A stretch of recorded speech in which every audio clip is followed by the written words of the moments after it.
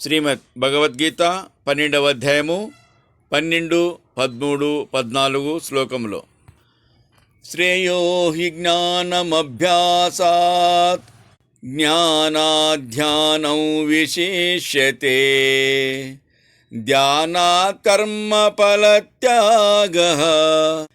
త్యాగాచ్చాంతిరనంతరం.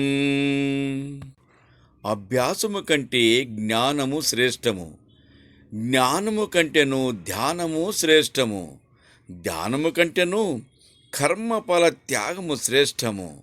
ఆ త్యాగము వలన చివరకు శాంతి లభించును. అద్వేష్టా సర్వభూతానాం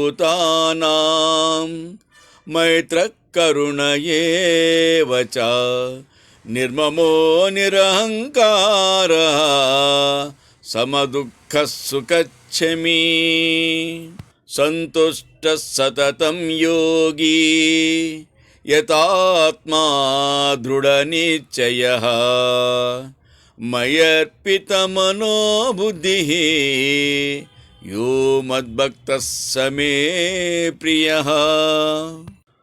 భూతరాశి ఎడ పగలేనివాడు, అందరికీ మిత్రుడు, దయాళువు, అహంకార మమకారములు లేనివాడు, సుఖ దుఃఖములందు సమానుడు, ఓర్పరి, నిత్య సంతృప్తుడు, యోగయుక్తుడు, సంయమవంతుడు, దృఢ నిశ్చయుడు, మనోబుద్ధులను నా పరమునర్చినవాడు నగు భక్తుడు నాకు ప్రియమైనవాడు.